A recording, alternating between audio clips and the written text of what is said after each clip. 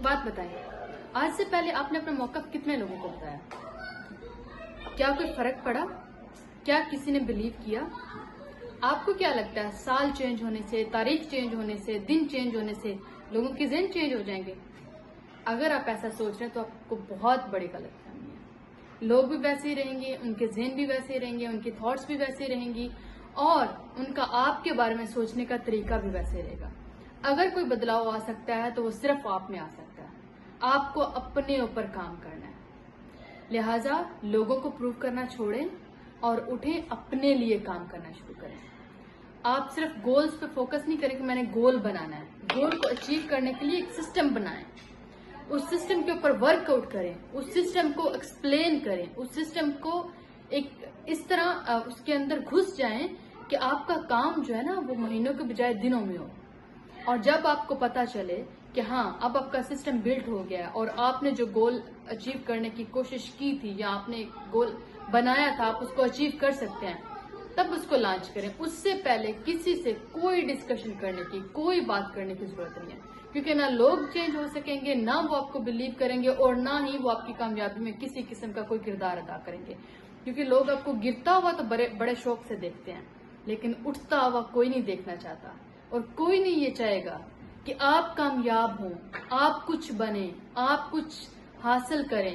ہر ایک کی کوشش یہی ہوگی کہ تو ایک دفعہ گر، پھر دیکھ ہم تیرے ساتھ کیا کرتے ہیں۔ ہمارا نا ایک تھاٹ پروسیس بن گیا ہوا ہے، ہمیں مزہ آتا ہے دوسروں کو ذلیل کر کے، ہمیں مزہ آتا ہے دوسروں کی تذلیل کر کے۔ ہم نہیں کسی کو کامیاب ہوتا ہوا دیکھ سکتے، لیکن ہمیں اس چیز کا بلیو کرنا ہے کہ خدا ہے، اور خدا کبھی بھی کسی انسان کو اس کی ہمت سے زیادہ تکلیف نہیں دیتا۔ اللہ تعالیٰ ہمیشہ آپ کو جب بھی آزمائش دیتا ہے، جب بھی آپ کو آزماتا ہے تو آپ کو پہلے سے بہتر بنانے کے لیے آزماتا ہے۔ آپ کا جس دن اس چیز پہ بلیو بن جائے گا، اس دن آپ کو کامیاب ہونے سے کوئی نہیں روک سکتا۔